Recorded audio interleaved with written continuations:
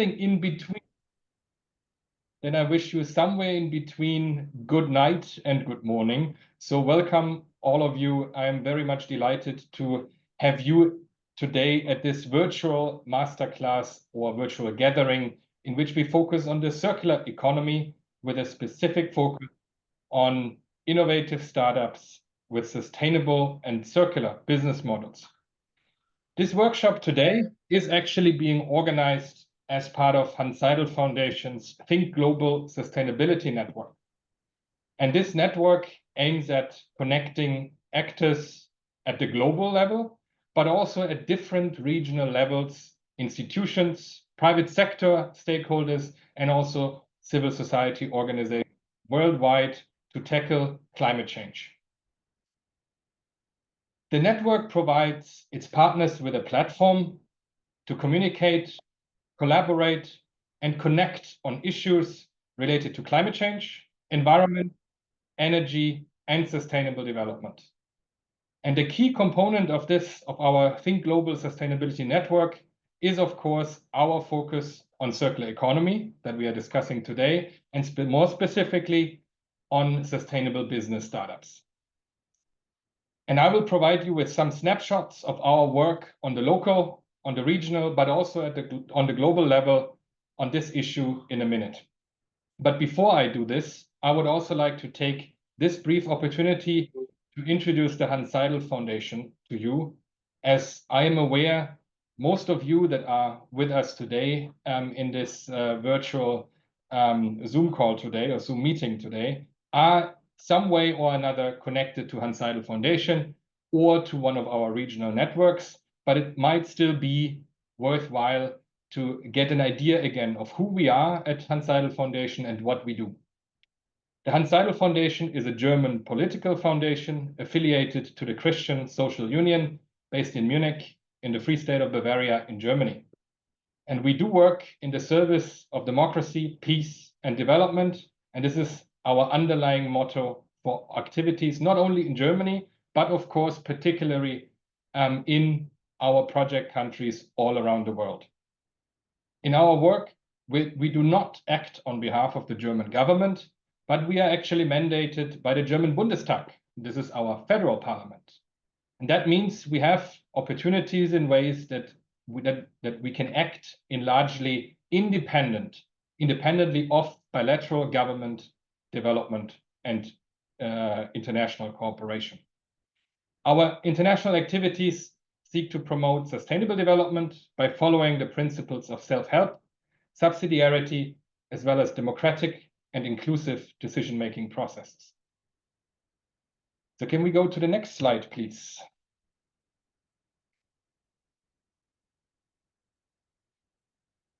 Yes, thank you. So what are we going to discuss in the next 90 minutes? After this brief opening, I will actually provide a quick overview of Hanns-Seidel Foundation's multi-level approach towards circular economy.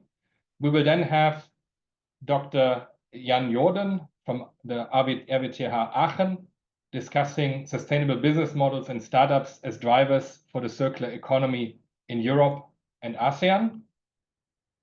We will then have actually our long-standing partner from the Center for Creativity and Sustainability, Mr. Nguyen Hong Long, here from Vietnam, discuss specifically, and he will discuss specifically the circular startup ecosystem in Vietnam.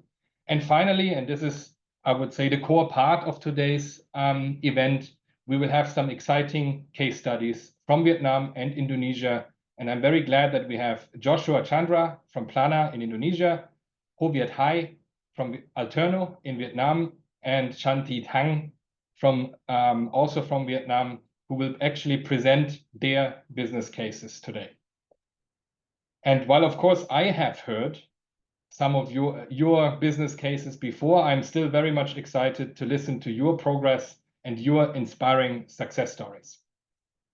So I think this is almost it from my side for this rather informal opening, but there is, of course, one more thing left to say, and that is a word of thanks. A big thanks goes to all speakers today for taking the time and share their experiences with us. I would also, of course, like to thank Dr. Lara Beer from the Hanns-Seidel Foundation Namibia office, who has the very challenging task to coordinate the whole Think Global Sustainability Network. And a big thanks, of course, also goes to my colleague Ching Nok Mai from Hanns-Seidel Foundation Vietnam, who very tirelessly coordinates all our activities in our network here in Vietnam and Southeast Asia. And finally, a thanks goes to all of you for your time and for your interest to join us and for being an active member of the Think Global Sustainability Network. Can we go to the next slide, please?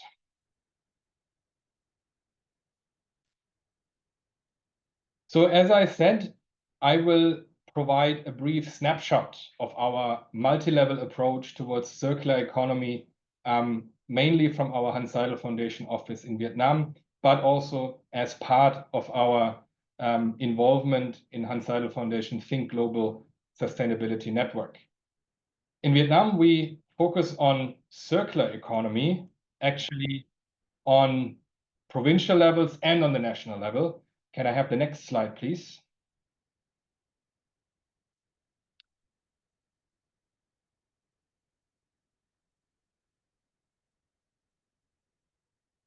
Well, okay, then I just continue while we wait for the slide. Just give me 1 second.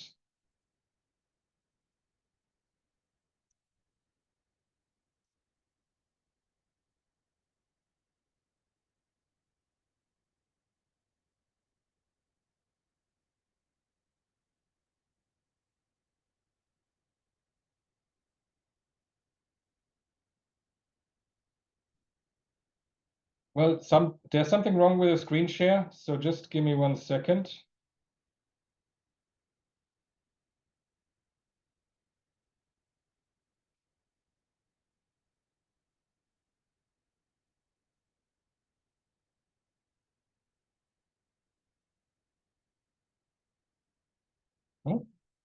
Well, then I continue. In Vietnam, we work on circular economy on provincial levels and as well as on the national level. So we have, for instance, focused on opportunities to embed circular economy into Vietnam's provincial economic master plan processes.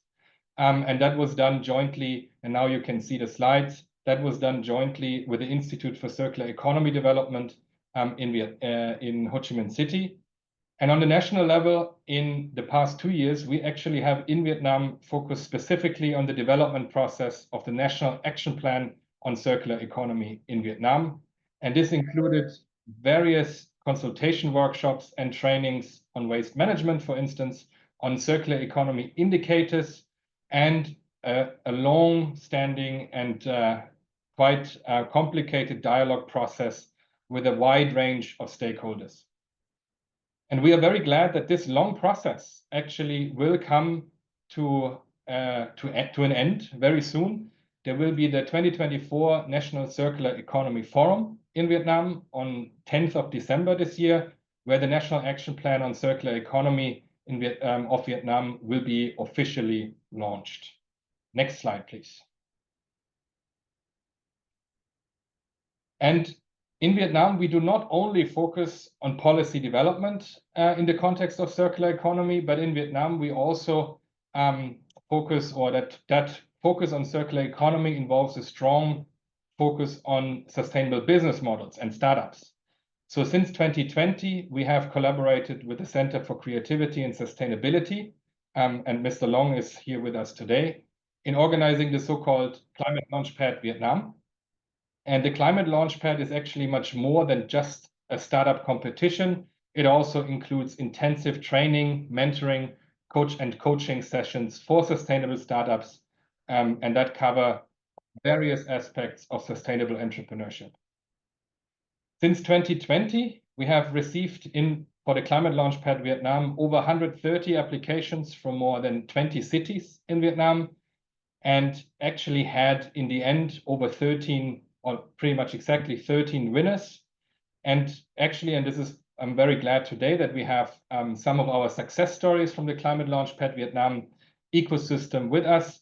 And some of these startups have actually also have grown quite rapidly and have received already over $1 million of impact investment in the past couple of months and years. Next slide, please. Our work on sustainable business models actually goes beyond Vietnam, and that also focuses on different countries within ASEAN. And this is actually part of the so-called Ecoton series. Ecoton stands for Eco Entrepreneurs Marathon and is actually a sustainable and innovative business model competition featuring intensive training, mentoring, and coaching programs for startups in different ASEAN countries. And this we actually implement together with our partners and friends from Korea, from the ASEM SME Eco Innovation Center, and with different partners all around ASEAN. And this Ecoton series actually provides a whole platform for sustainable startups in ASEAN to learn, to network, and to showcase their innovative and sustainable business ideas. And at the same time, we have actually also enabled the best startups in this network to engage in big networking gatherings, for instance, in Korea at the Come Up Global Startup Festival in 2022 and in 2023, but also at the ASEAN Circular Economy Forum in Bangkok in this year, in 2024. And I will talk about that a little bit more in detail. Next slide, please. And this regional approach, as I mentioned before, is actually a mix of policy advocacy for the circular economy transition with a focus on innovation and sustainable entrepreneurship. For instance, we have organized a global delegation comprising participants from over 12 countries to the ASEAN Circular Economy Forum in Bangkok in October this year. And there we actually also hosted a side event on circular startups. And this actually also involved various regional stakeholder consultations and networking opportunities for the startups to connect with investors, to connect with different policymakers, to discuss regulatory issues, and of course also to connect with each other to learn from each other. Apart from that, we actually also are involved in the regional stakeholder process on business models for an inclusive circular economy. And that is part of the global road mapping process for a circular economy, with the overall goal to bringing in voices from the global south into the global discussions on advancing circular economy globally. Next slide, please. And this is already my last slide. So this is now, we are closing in on the global level. I said that I will talk about our multi-level approach from the local and national level in Vietnam to the global level. As part of the Think Global Sustainability Network, we have this year also led a delegation to the Summit of the Future and the New York Climate Week in September this year. And there we hosted various side events and roundtable discussions on the circular transition, and launched also a paper that we jointly worked on with other partners on how the circular economy can revive the ailing sustainable development goals and the sustainable development agenda. Next slide, please. Yes, so this is already it from my side, as we had a little bit of delay when we started. We are a little bit over time, but I hope that nevertheless gave you a good overview of who we are, what we do as part of the Think Global Sustainability Network, with a focus on circular economy and sustainable business models. I will, as we are a bit over time already, I will then straight away go to the next speaker. We will have some time to discuss questions and have a bit of a discussion after our speakers. The next speaker will be Dr. Jan Jordan. He has been actually collaborating with us since last year when he joined a workshop in Brussels with us as part of the Asia-Europe Environment Forum. He was also part of our team in Bangkok for the ASEAN Circular Economy Forum. Jan, it's a pleasure to have you, and the floor is yours. We are looking forward to your input. Hi, kind greetings also from me. I'm also very thankful that Hanns-Seidel Foundation is also designing their activities very inclusive, and that they include me with providing some information here as well. I will rush a bit through the slides and will not cover everything which I planned, to also allow for some room for the other speakers for the remaining time. But the first question would be, what actually is a sustainable business model that the startups could contribute to? In the end, it is a model that addresses the three relevant aspects of sustainability according to a triple bottom line. And this one addresses the three P's: profit, people, and planet. So a sustainable business model looks on financial, social, and environmental performance. How can innovators and entrepreneurs get there? How can they establish those? Well, if they understand how they themselves as individuals, but also their enterprises, can contribute to what the world needs, and how they can do something that they are actually good at, and where they describe something very unique, and what in the end also contributes to financially sustainable business model, so that they can continuously over the long term provide their good solution. I will skip a bit the details on how this can be used for setting up teams, and I will also skip the lengthy introduction of innovation, diffusion theory. Just one reminder to every innovator, and also those that support them or that are otherwise part of the ecosystem for innovation. Whenever innovators have a kind of a technology offer, it will somehow have an effect on stakeholder groups and complete systems, can it be countries, regions, value chains, or just different individuals in individual companies. And the innovators and those that support them, or that provide the institutions such as funding schemes or rules and legislation that have an impact on how innovation can be brought to the systems and into the markets, they should be aware of the impacts and the effects. And they should always also ask what can go wrong, because if we understand the risks along the entrepreneurial journeys, then we can react faster, or we can even predictively support the occurrence of failure, and we can also support a soft falling or a soft impact against the wall, so that the startups and the entrepreneurs can get back to business easier. So we can ask this question: what can go wrong on numerous levels? We can have gaps in communication. We can have gaps in alignment, standardization, and regulation, especially when looking into different target markets in different regions. But we also might not know what is already out there in different regions, or where we might have a limited operation to act due to IPR issues, so where patents might block the way, for example. Then our ways might be blocked because we did not include all of the important stakeholder groups already in the development phase of a technology. And we might have set up teams that do not find a common ground in communicating along their scientific backgrounds and disciplines. And we also might not understand what we could learn from other industrial ecosystems.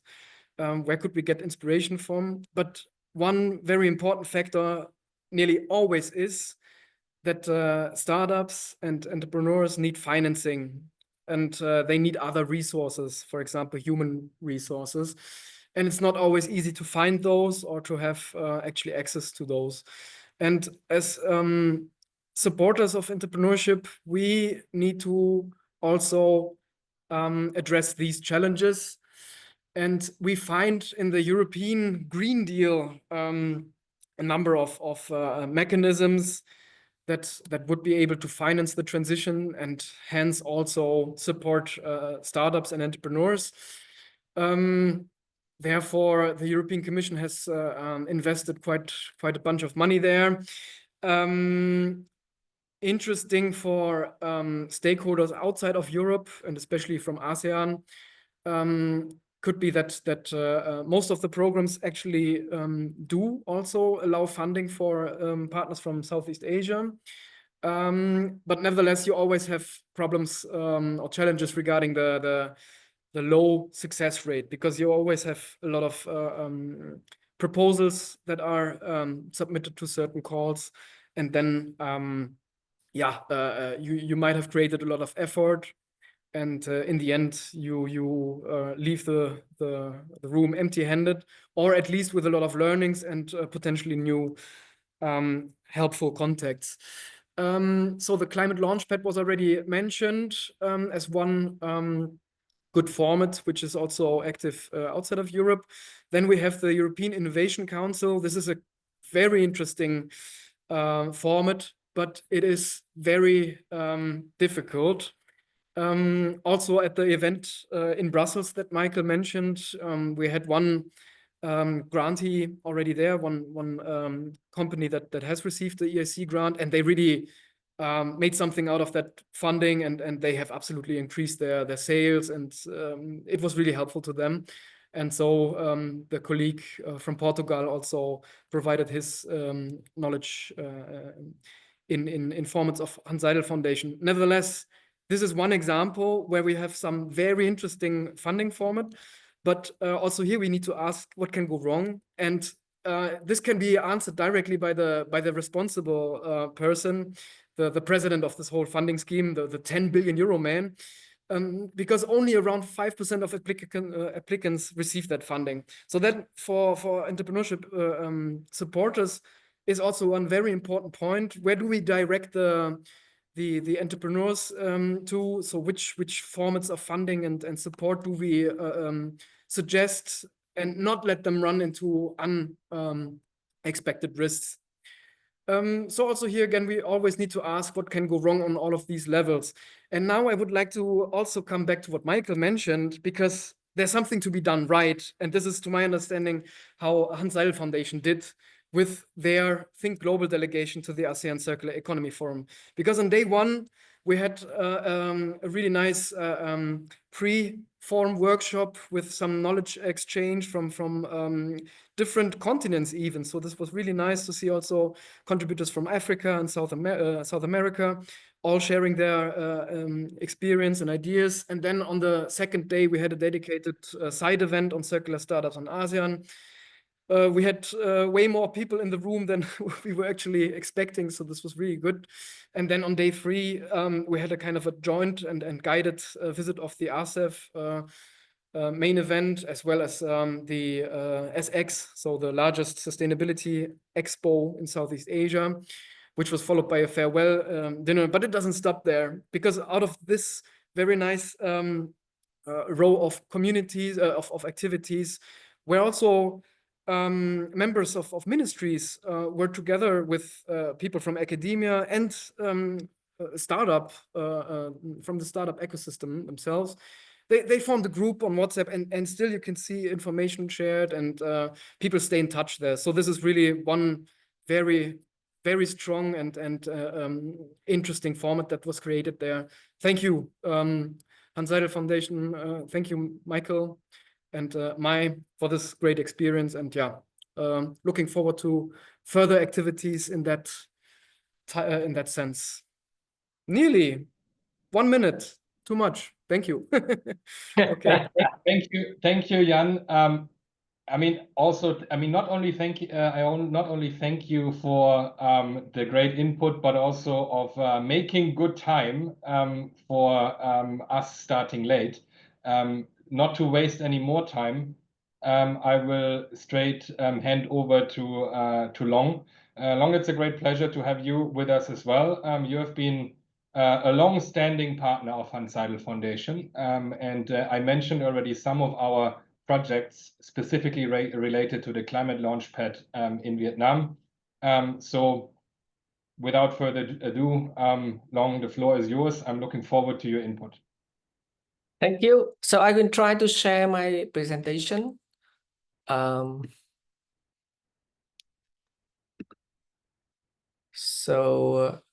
you see my presentation here?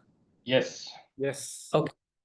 Okay, so first of all, thank you very much for Hanns-Seidel Foundation for inviting me, and also for being a very constant supporters for the activity of CCS during the last 5 years. So I would like to give a very quick overview about the circular startup in Vietnam. So how to support them to contribute to the sustainable model of business, of doing business in Vietnam. So my presentation will be like quickly about sustainable and circular economy, about opportunity for startups in Vietnam, challenges that we are experiencing, and also share quickly something about the participation of myself at COP 29.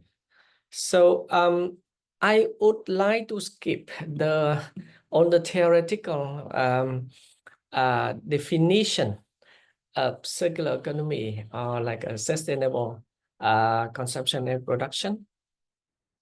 I would like to start with a very insightful example. So you see on the right hand side, there's a picture where the truck passing by a field where people are burning biomass residue, basically rice straw. So this is a huge problem here in Vietnam, both for the climate change and also for the air pollution. If somebody already here in Vietnam may experience a very heavy, smoky sky and very hard to breathe atmosphere. So we are among the dirtiest nation in the world in terms of air quality. So we have about 160 million tons of biomass every year, which we do not use very much. So about 100 million tons every year will be burned. And of course, there are many better ways to use that. So circular economy can be a very good solution.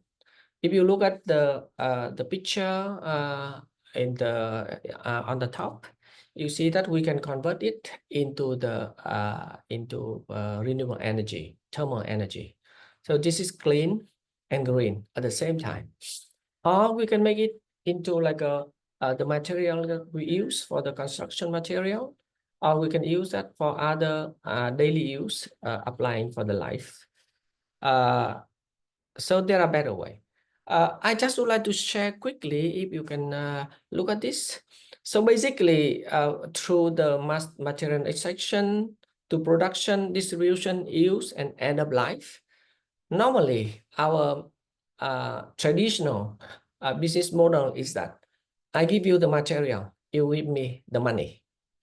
But when the product comes to the end of life, people who want to get rid of the material, which is the product that is end of use already, have to pay. So you see the arrow here is not like a vice versa. The arrow for the end of life in our linear economy, it's go together, which means that you have to pay for the people who help you to get rid of the material.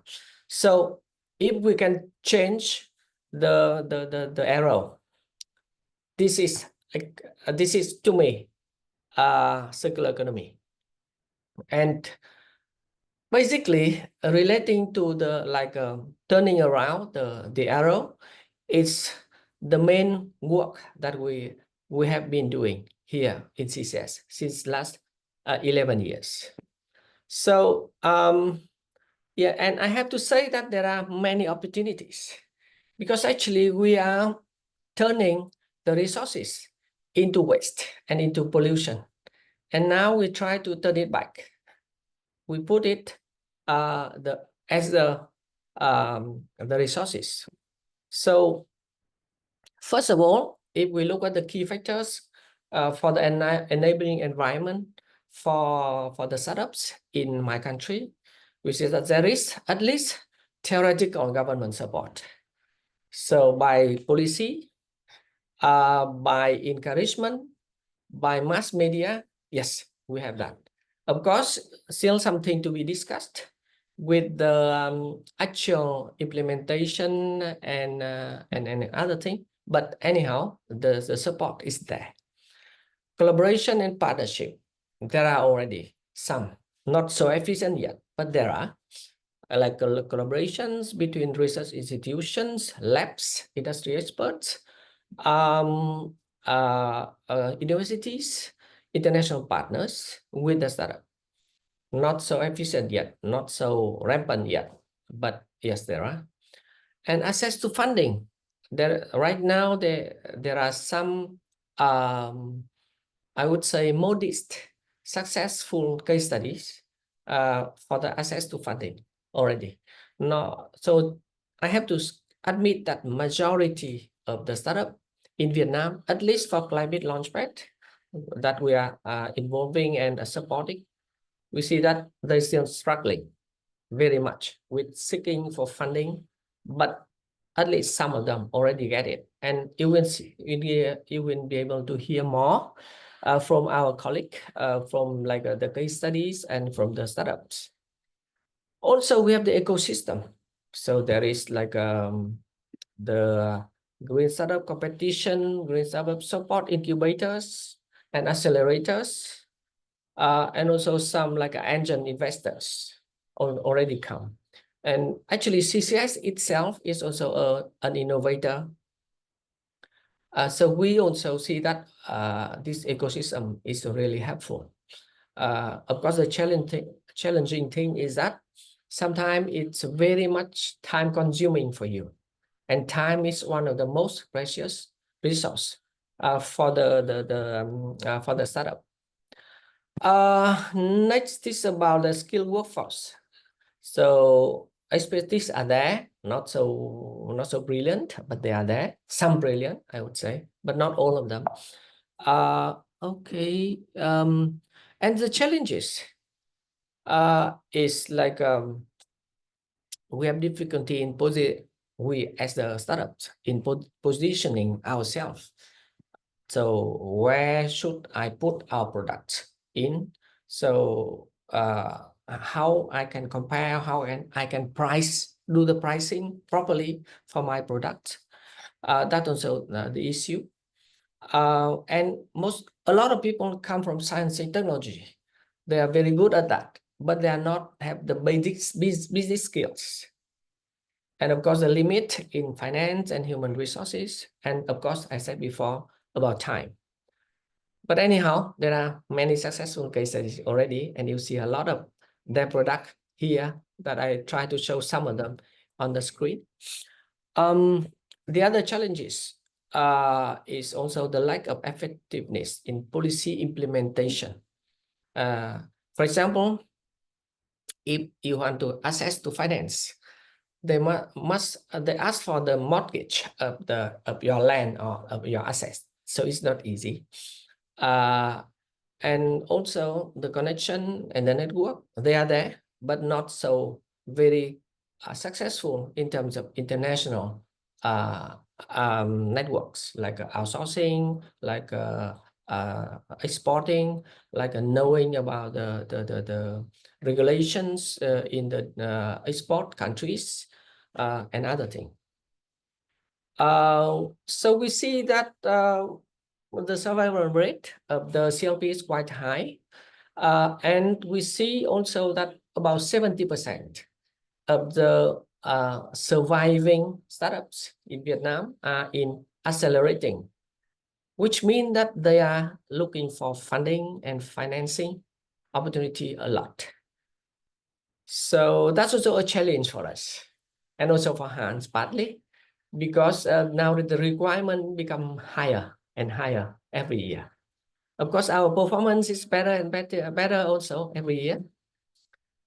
So yeah, so quickly, not so much related to startups, but I would specifically say something about COP29. So basically, I'm very happy, very delightful, and honored to be invited by Hanns-Seidel Foundation to COP. This is my first time. And to be frank, I'm very excited and also quite nervous about that. So I prepare quite well. As the whole organization, we prepare quite well for that. We actually have a campaign of email bombing to the people who are going to visit, about more than 100 emails, and successfully make the arrangement of meeting with about 20 people. And then very good follow-up. I just before this, I have a meeting with Kenya where they want to set up a national scheme of clean cooking, applying our technology and everything. So I'm also Zambia last 2 days. So a lot of nice discussion also with ADB Ventures. So I do hope that that is kind of the safe solution that we can provide in the future to the to our dear startup friends. I would call them friends all the time. So our intention, our willingness is that we will go together with all the startups until they do not need us anymore, or until they go bankrupt. So so that is our willingness. I still want to say a lot more, but because of the time constraint, I would conclude by saying thank you very much for Hanns-Seidel Foundation. Thank you very much, Michael and Mai, for your constant support. And thank you very much also for all the audience who give me a chance to share my viewpoint here today. Thank you. Thank you very much, Long, for this, and also obviously also for the notes on the very recent concluded COP visit. There's actually, we jumped straight next to the next speaker, who was also recently in Azerbaijan at COP. That is Joshua from Plana in Indonesia. Joshua, as we are around 5 minutes over time, no rush, but I hope that you can be concise. I know that you can be if you want to, as you are used to do pitches. So the floor is yours. I'm looking forward to your input. Thank you so much, Mr. Michael. Good afternoon, everyone. My name is Joshua, co-founder of Plana. Can you all see my share screen? Yes. Okay. My name is Joshua, and I'm the co-founder of Plana, a social enterprise based in Indonesia. And before we start, I'd like to say thank you so much for the time and opportunity to participate in this masterclass and to present our solution and also our experience in COP29. Now I would like to start, as usual, Mr. Michael, by sharing a video to know more about the global problem that you are trying to solve. You all could hear the voice, right?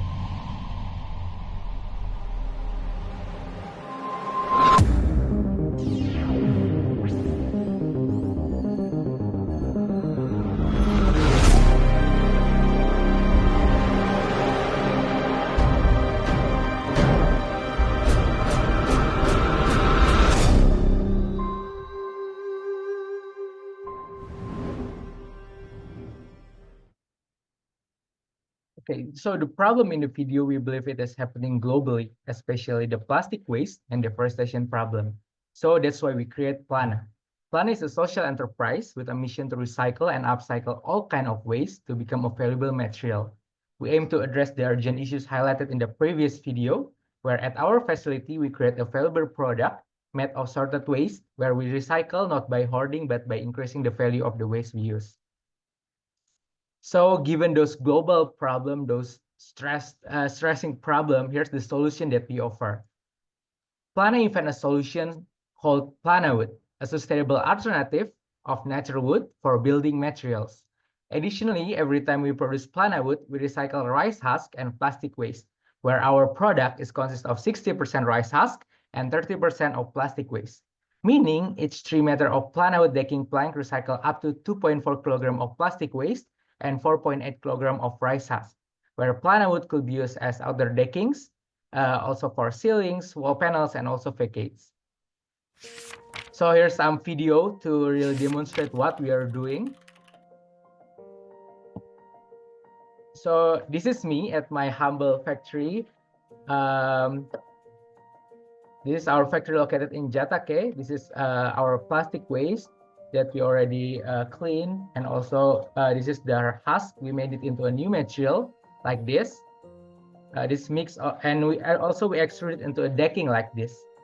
So this is the process that we are doing in our factory, and we make a video of it so you could really visualize what we are trying to make and our effort so far.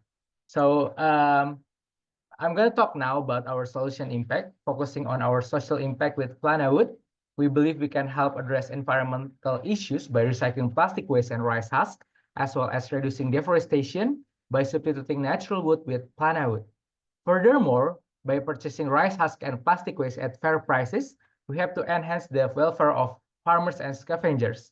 And especially in Indonesia, which is an agrarian country, rice husk usually get combusted or burned, which contribute to climate change, and therefore the farmers didn't get anything from the rice husk.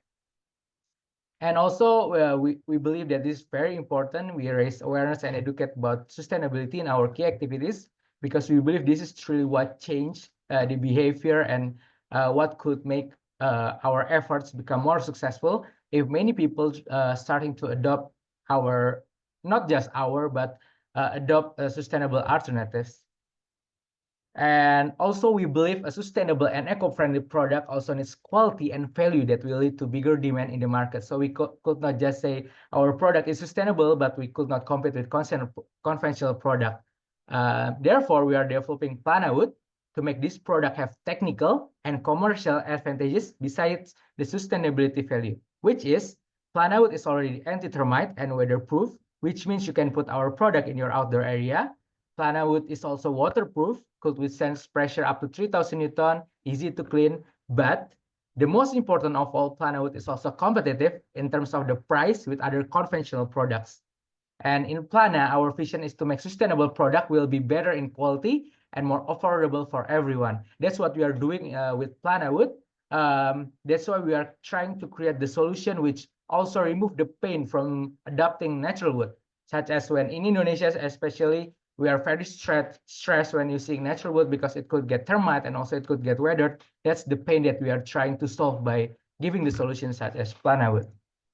And also, I know it's already 6 minutes, I believe. So here are Plana business model and value chain. I'm going to be quick about this. So at the first stage, we build collaboration and educate farmers, scavenger, and also waste management. And at the second stage and third stage in our factory, we recycle plastic waste and husk waste. And I'm going to talk about the fifth point here. This is the most important thing. So about the business model and how we run our business. At the fifth stage is the way we market our product, which is very important. We could have the best solution, but if there are no utilization or sales, we could not survive as a business. So there are two different approaches. The first approach is we sell Plana wood as building materials, focusing on its technical value, selling it to two channels, actually B2B and B2C. For the B2B market, we targeted architect, developer, contractor, and etc. And for B2C, we usually sell via e-commerce, social media, and others. So if anyone in these meetings want to buy, please contact me after this. And also the second approach is we sell our product focusing on its sustainable value, selling it for sustainable value projects, companies, CSR, and others. And also by utilizing Plana wood, we help substituting the usage of natural wood, therefore reducing deforestation. And this is the most important thing, the sixth stage. We have product and cycle, so we could achieve closed-loop manufacturing cycle, where our Plana wood could be recycled and reused into a new Plana wood decking. For example, we recycle our decking used for installation and also exhibition into a new Plana wood. And this is an example, and we are proud to say that we have been used in several commercial projects in Astana Kemang and Sumerkan Mall, and we could calculate the impact on the project based on the meter square. I'm going to skip this because okay. So here are also some of our projects and installation. I'm going to be quick. And this is actually 3 of our installation that use the same decking. proving that we could reuse and recycle our old decking into a new Plana wood. And here are some of our installation collaborating with Astas, Hyundai, and also Sumarecon. And okay, through the years since we met Plana, Plana has been winning some awards, and we are very honored that our government also give appreciation to our enterprise from Ministry of SMEs, Bappenas, Ministry of PUPR, and also we have got an award from OCBC Singapore, DBS, become the first winner of Korea Asian Business Model in 2023, which is also held by ASEC and HSF, and many more. And this is actually why I make this so big, because this is the we become the first winner of Ecotone 2023. This is actually very impactful for us. This is the first time we joined HSF program, which led to many another amazing opportunity, including us joining COP29 recently. And we believe by winning this award, it is very important for our journey in implementing our solution. So if there are any SMEs that also want to join, please contact Michael maybe after this. So looking ahead, we're going to share a bit about our future, and our next biggest milestone is we're going to participate in the World Expo 2025 in Osaka, Japan, where we believe this is a great opportunity, an incredible opportunity for Plana to showcase our sustainable decking in an international stage. We're going to become the main stage of the Indonesia Pavilion, which around 400 meters square there in Osaka next year. And so this is a bit about my journey in COP29. I'm very proud to say that Plana joined COP29, and it's the first time Plana has participated in COP. It's been an incredible journey, and we hope this is just beginning of the many more opportunities to join this global platform in the future. So this conference brought together people and organizations from all over the world, united by a shared mission to tackle climate change and create a better future for our planet. And at COP29, we attend many sessions on many important topics that we just know. It's a very new information and knowledge for us, like social forestry, carbon markets, funding for climate solution. And actually, we also learn many new things, how small businesses can take climate action. And also, one of the most valuable parts of COP29 is actually meeting new people and international organizations. For example, we connected with UNIDO, an organization that supports innovative business like Plana. And a bit good news is that we have started conversation with UNIDO in Indonesia on November 25th, 2024, which is just this week. We had our first meeting to explore a potential collaboration in Lombok to showcase Plana solution there. We are trying to make further collaboration with them. And we also connect with groups like the ICC, International Chamber of Commerce, and so many more. And we really hope this connection hopefully lead to partnership and also many collaboration in implementing our solution in so many regions in the future. And also, we are also incredibly thankful to Mr. Michael, to Hanns-Seidel Foundation for giving Plana the opportunity to present our solution at the SDG Pavilion.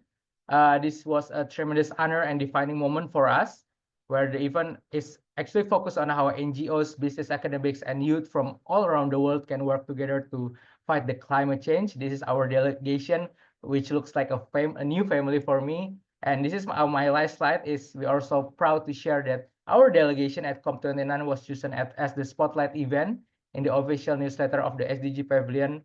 And for me, being part of COP29 was more than just a chance to learn. It was an opportunity to experience how international conferences work, and we also learn how to share our story and solution in the global platform. So I think that's all from me. I already talked too much. Sorry, Michael. Thank you so much once again. Thank you, Joshua. I let you talk because it was meaningful what you said. So that's why it was more than okay for you to take a bit more time. And it's actually I'm very glad to hear that you also mentioned that when we first met, well, that was 1.5 years ago, I guess. That the journey didn't stop, but the journey then quickly accelerated as part of this this network that you are part of with us. So I'm very happy that that this journey will take you to the moon in the coming years and decades. So this is now actually, we are moving sort of from one country or one approach from Plana and Indonesia to Vietnam, where our not Ecotone alumni, but actually Climate Launchpad alumni from Alternō, Hai, will be talking about a very different solution about energy storage. Hai has been with us also, not at COP, but he was last year with us in Brussels and in at the TU Delft in the Netherlands, where we also discussed potential collaborations and networking with European innovators. So Hai, you were the winner of Climate Launchpad Vietnam 2023.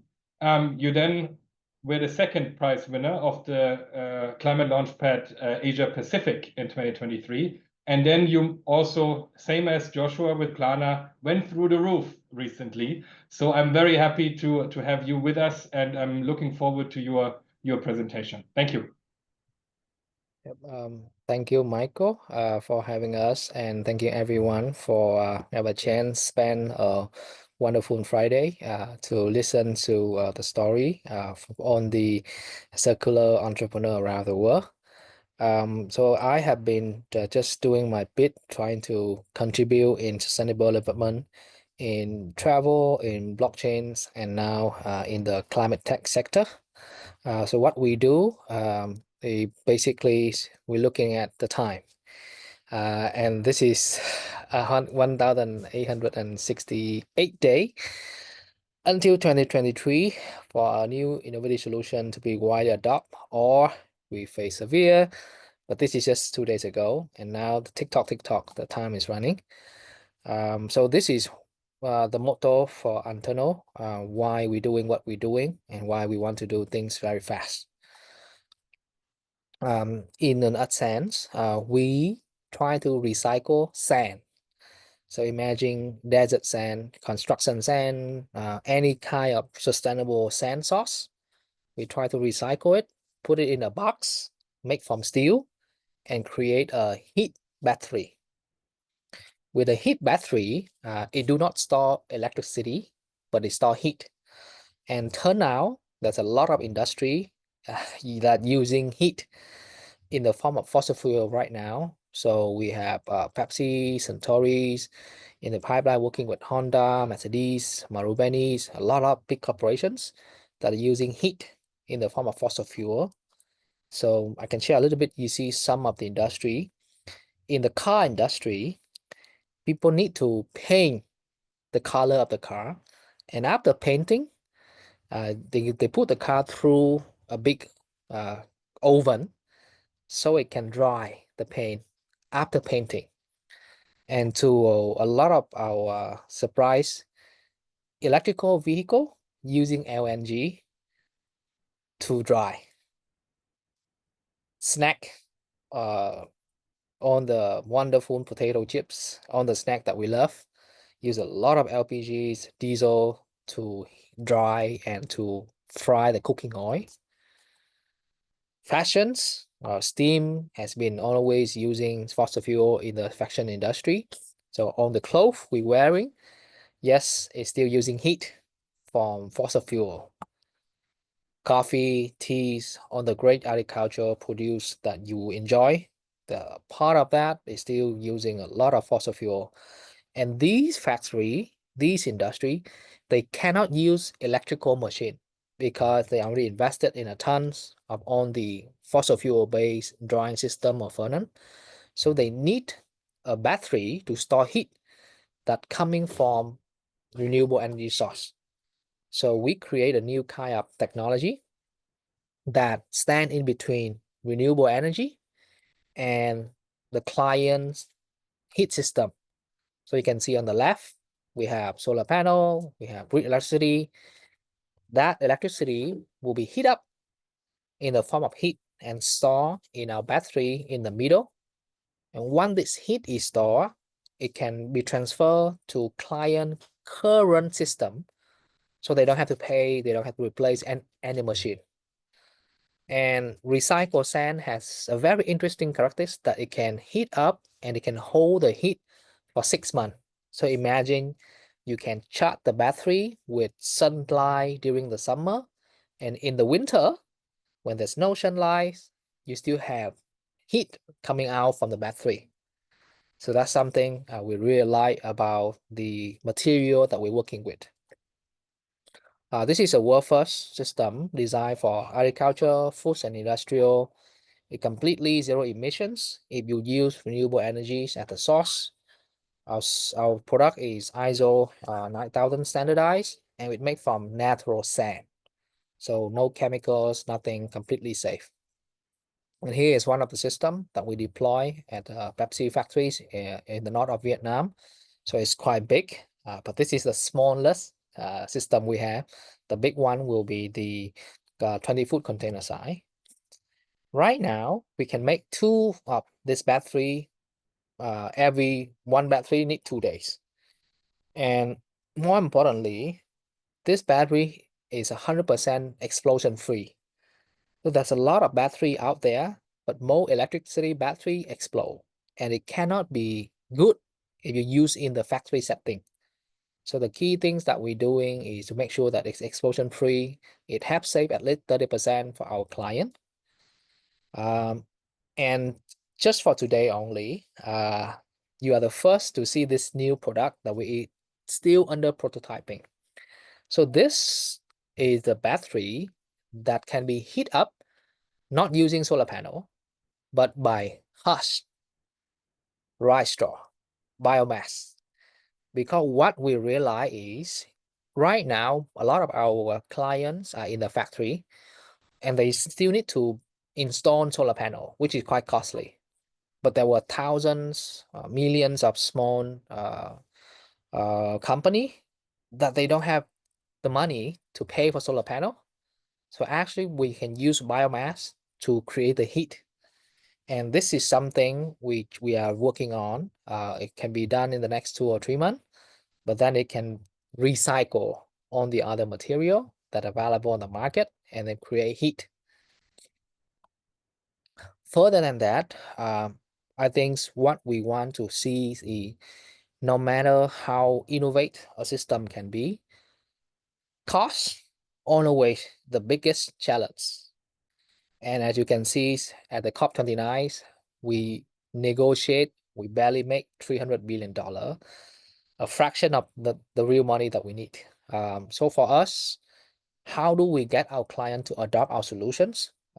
In the last 6 months, we've been working with this financing partner, Temasek SSBC's Mirova Sun Funder, to be able to provide us, our client, a credit line. So when you buy Alternō system, you don't have to pay upfront. You can just, instead of, for example, 1 battery is $20,000, but instead of paying $20,000 upfront, you can pay $500, and you can do that every month. So completely no upfront costs. And this is what we have been learning after Climate Launchpad, working directly with a lot of clients and to see how we can scale up the kind of sustainable technology. And also timings is something that we mentioned in the beginnings. We started in November 2022. The company has started in February 2023. And then just in September 2023, we will be able to participate in the Climate Launchpad Vietnam, and then to the Climate Launchpad Regional. And from that, we'll be able to learn, to grow, connect, receiving grant from Europe like P4G, and also working with companies like Pepsi. So in overall, we have grown in the last 21 months from an idea into a Series A company. And all of this thing, we couldn't have been achieved without the help from Hanns-Seidel Foundation, from Climate Launchpad, and from the circular networks that we're having here today. Because the more we work, the more we talk to you guys, we see the urgencies of the problem that we are doing. Time. For us, again and again, we got to do something. We got to do it fast. Just somebody who still have time, but there's a lot of countries around the world, they don't have the time to wait. So thank you again for your time today, and thanks for the time you invest in our ecosystem. Together, let's buy time for people who cannot. Thank you. Wow, goosebumps! Hi, thank you very much for this presentation. I am aware, the same as Joshua and all the others from our network. You are at this stage such a professional in pitching that you can sell everything at the right now. So congratulations to your journey, and thank you for the kind words.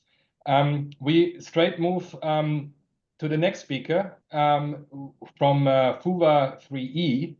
Fuwa 3E was actually winning this year's Ecoton in Vietnam, and is the second prize winner of the Climate Launchpad Vietnam 2024. And this is again a very different approach from other business models that we heard from Joshua and Hai, but also a very interesting model that will be could be revolutionizing how we also think about cleaning. So I'm very pleased to have with us Fuwa 3E, and I see that you shared already the screen. So the floor is yours. I'm looking forward to your presentation. Hi, thank you all for being here today. Yeah, sorry. Yes, Tang, we can hear you. Yeah, I can hear. Sorry. Yeah, thank you for being here today. Thank you, Hansen, for head to Fuwa Develop. And my name is Tai. I'm to share with you your product Fuwa Biotech. We are on the mission to transform how we think about cleaning product by enhancing the power of the nature. Let's watch the clip with me. Throughout history, people have used all sorts of stuff to wash up, everything from animal fat to human urine. In the early 20th century, scientists figured out how to make suds in a lab using fossil fuels. That paved the way for all kinds of synthetic gels, powders, and cleaning chemicals, which are all detergents. So much whiter she can actually see the difference instantly. The problem is, they were full of stuff that water treatment plants weren't built to clean out, like phosphorus and nitrogen. When those elements flood waterways, they can make algae grow faster, creating thick layers of muck that suffocate life below. That's exactly what happened in North America in the 1960s. Lake Erie is almost biologically dead. Today, detergent pollution has spread around the world, foaming up rivers and fueling overgrown algae. Yes, Fuwa Biotech company in Vietnam successful bioenzyclic product from pineapple skin made with reduce plastic waste with refuse latent. Fuwa the phosphorus and 3E enzyme ecosystem Earth, and we are measure develop eco-enzyme cleaner from pineapple waste for communication healthy forest and environment conservation. Target frozen 18,000 number of generation you in house cleaning and 26 million house side of transparency and 22% consist frozen with the healthy skin because it's gentle cleaner. 18% yet to fry more than every greener, friendly and healthy stable product. In certain Fuwa just foods local Thanh Hóa in host language pineapple pie in North in Vietnam. Yes, 20 million ton in pineapple each year. Essential product in bean forget gentle material pineapple fee. There's a question, right? What happened to this fee?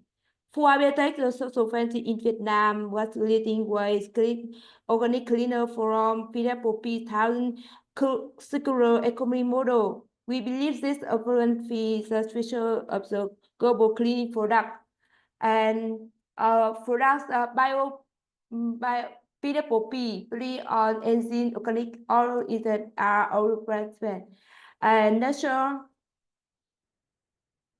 All solution operation on the circular production model. Fuwa sent 13 tons of pineapple peas, so from local farm to product bromine engine for cleaner or eco engine technology. It fast back down and correct pineapple pea from pineapple farm, and it's eco engine. Same home care, baby care, car care, pet care. All stop selling kerosene just to 18 center of our remember. This company in Vietnam makes natural soap using pineapple scraps and 2 other ingredients, and you can even make it at home. Fuwa Biotech apuesta que los limpiadores a base de frutas serán la siguiente generación. It's really gentle on my hands. My hands don't really dry out. From a humble start in Thanh Hóa, Fuwa Biotech has transformed into a global exporter of eco-friendly cleaning products. With our innovative use of pineapple waste, we are not just creating sustainable cleaning solutions, but also proudly bringing Vietnamese products to the US, Europe, and beyond. Join us on our journey as we scale up and share our green vision with the world. Each solution in fact soap one bestseller on Shopee, and 16,000 products sell out and products verified. Available in Amazon, Shopee, Lazada, Tiki, and very in media, Business Insider, Tech, VTV, Masses. We are ESG, the environment sustainable, waste reduction, plastic reduction, to social environment, healthy person and social. Fuwa impact eco energy technology refiner 300 tons of pineapple waste per year, reduce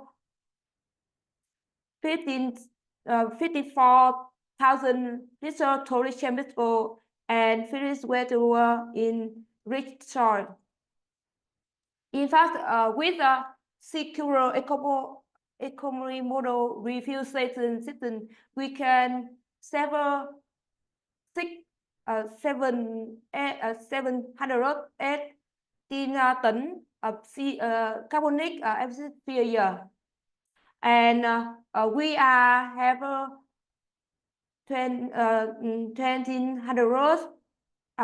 200 refill station.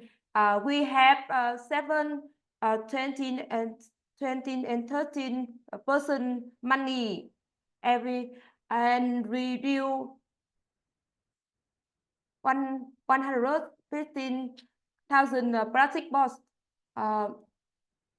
What's in the we has so-called business collection 2024 in Canada, and with a plastic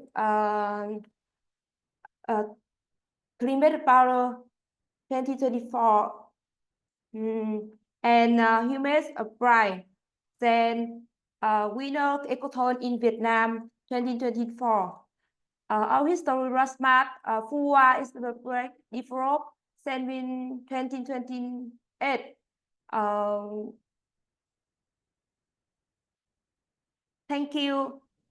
Thank you, Hansen. We have Fuwa creating, develop, and perfect style following the trend of the future. Thank you. Thank you very much. So this was a quick ride, or a rather fast ride, actually, across different business models through in different countries in Southeast Asia.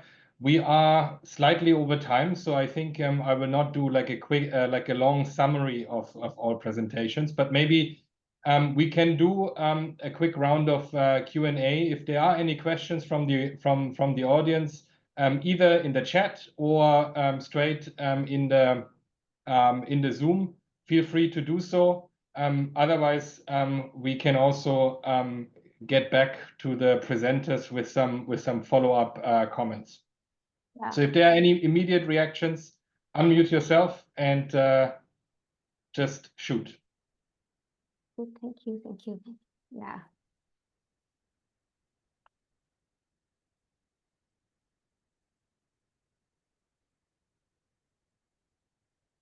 If that is not the case, then maybe I can address some of the issues that we discussed previously.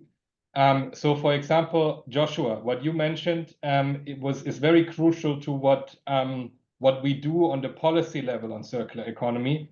That means as closing the loop in a sense of that the product that you have in the end is also itself recyclable. So is there any plan for Plana also to buy back existing installations and then recycle it, and basically also one part of taking off one of these boxes of circular economy also as a product, as a service? Thank you so much, Mr. Michael, for the great question.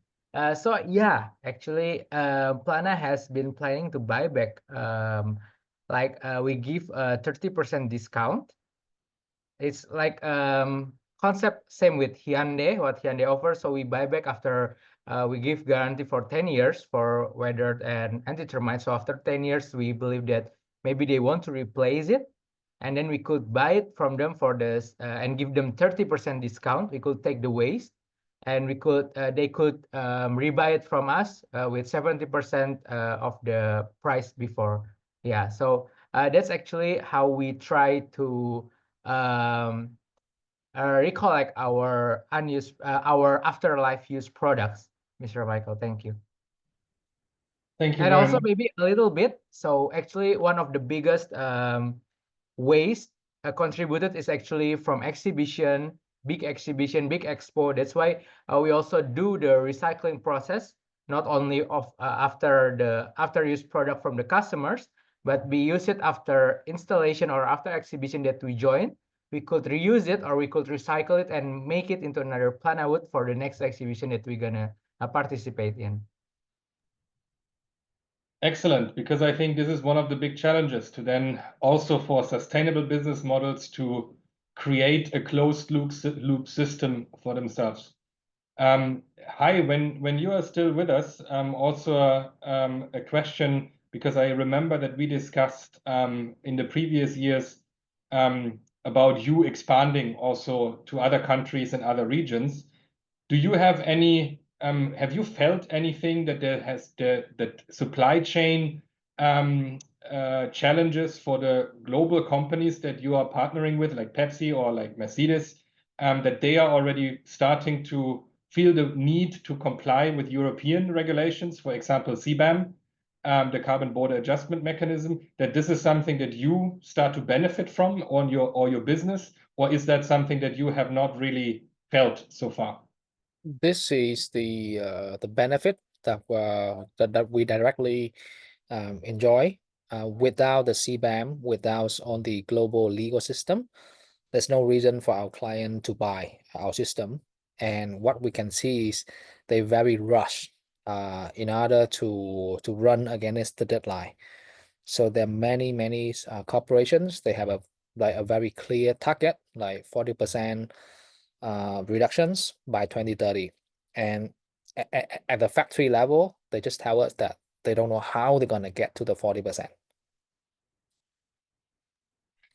Yes, I mean, so this is because a lot of stakeholders at the moment, of course, in Europe also complain about regulatory burden and bureaucratic burden because they need to prove. But it's also then good to hear the other side, that there are businesses like your startups benefiting from a certain circularity or sustainability push. Yes. So that's at least something that comes out positively from these regulatory initiatives in Europe. Maybe Jan, to bring you into the discussion as well, as you are specifically focusing also on textiles. So where do you actually see technology like from Alternō to fit in the broader value chain in the textile industry, as textile is obviously one of the major emitters of CO2, but also of waste. Where do you see this sort of technology to fit in globally? So anywhere where warm process air is needed, and wherever the potential customers of Alternō would face challenges regarding energy costs, specifically on one hand. On the other hand, as I understood if I understood the Alternō technology correctly, what a unique selling point also is that there would be a kind of a constant and instant supply of hot process air possible. So this could be for many process steps require heat, for curing processes, for washing, for coating processes. This could be of relevance. So many different applications in which these could be of interest, especially in Europe. But yeah, there it is always required to have a CE marking to actually be allowed to sell products on the market. And yeah, I'm pretty sure that Alternō will also be soon visible in the European textile industry. I guess we wouldn't have to wait for too long there, because people are looking for such solutions there. Thanks, Jan. And maybe also then, because you are also very involved in projects that actually are at the nexus of innovation research and then innovation support in form of startup schemes. So where do you actually see the main opportunity for stakeholders like us, like Hanns-Seidel Foundation, but also of other support mechanisms? Where do you see the most opportunity for us to actually make a difference working with innovators and sustainable entrepreneurs? Yeah, so there are some funding schemes, for example, from the European Commission. I guess you know them all already, something like Switch Asia, etc. But also formats, for example, in collaboration with GIZ, I can think of. And then, depending on where the budget is, there could be also some interesting national funded projects. There are several ones also from the BMBF on export of climate and green tech, so to say, which target also Southeast Asian partner countries. So these would be possible formats.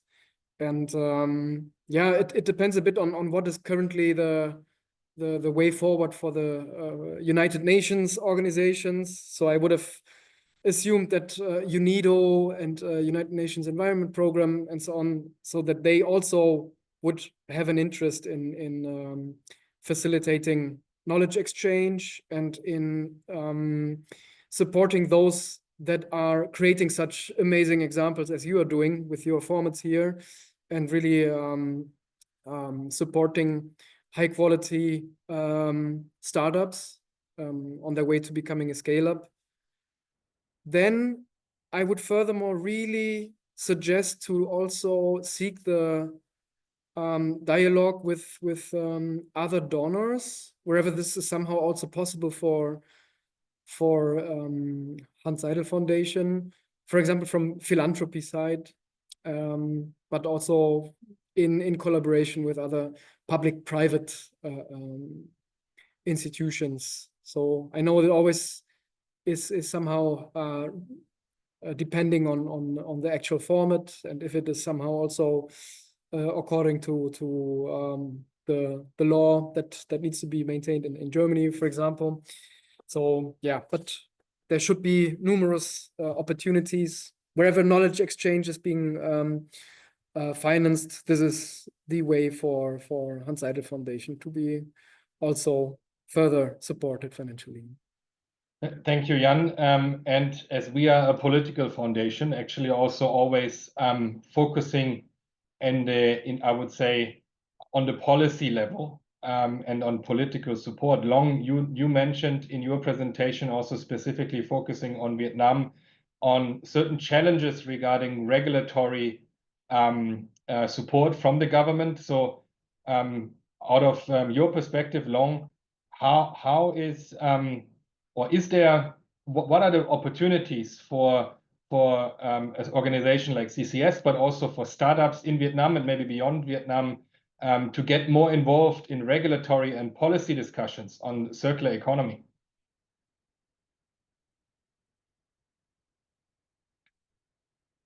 Long, are you still with us?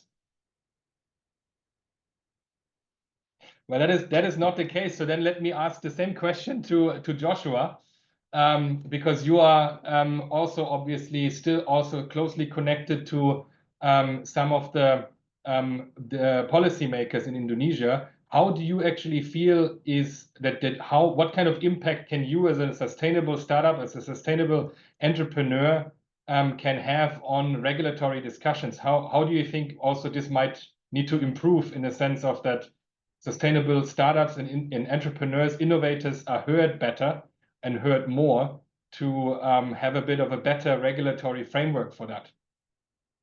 Yeah. Okay. Thank you, Michael. So maybe it's from Indonesian SMS perspective.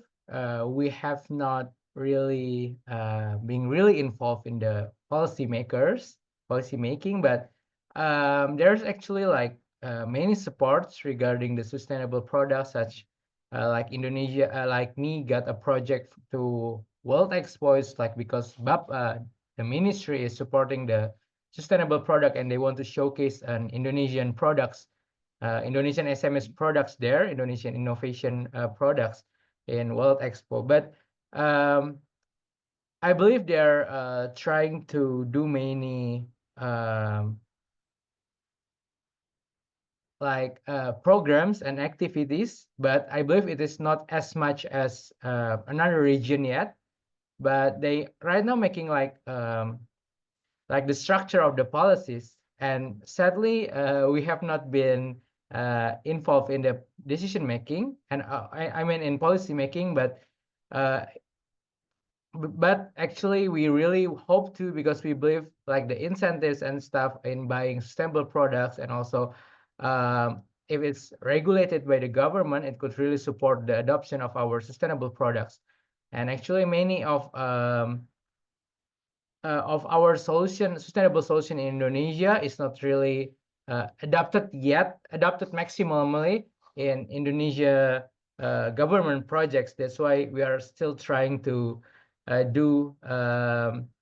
penetrate the B2G sector, because right now Plana is mostly focused on B2Bs rather than B2G. But hopefully in the next year, especially after World Expo, and also today I just met with the Ministry of Trade. Yeah, so we have to keep finding the right person in order to keep advancing, because right now sadly we don't have like a program or any kind of platform to really support the sustainable materials or even sustainable efforts in Indonesia yet. Yeah, this is obviously not only a challenge in Indonesia, and this is what we as Hanns-Seidel Foundation obviously have been trying to do, at least here in Vietnam, but also on the regional level in ASEAN, that bringing in these voices of sustainable entrepreneurs, of the private sector, of civil society organizations into the policy discussions. And I mentioned that already in my presentation. So we hope that we, in the past 2 years, as part of the development process of the National Action Plan on Circular Economy in Vietnam, that we at least provided some opportunities for startups, entrepreneurs, and other actors to actually get involved in these discussions. There will be the launch of this National Action Plan on 10th December, so we are looking forward to this happening. And of course, as some of you are with us here, specifically Joshua and our colleague from Tang from Fuwa, but also colleagues from Alternō and others will be with us in Singapore at a follow-up gathering on where we actually then also discuss access to funding, networking between the different startups and circular innovators. So we are very much looking forward to this follow-up activity as well. We are running out of time, so I would say, well, thank you everyone who made this 90 minutes a success. Jan, Hai, Long, Tang, and Joshua. This was actually always it is inspiring to hear what you do, how you do it, and how quickly you accelerate. This is a huge. I need to be careful how I say this, but this is a huge change in comparison to when we work with government counterparts, because startups don't have the option to be slow. So this is actually something that is always very refreshing and inspiring to see everything moves very quickly for you. Thank you very much. See you soon. And I hope that you will have a great weekend. All the best. Thank you. Nice Thank weekend. you Bye. so much. Bye bye. Thank you, Bye, HSF, everyone. for the amazing support also.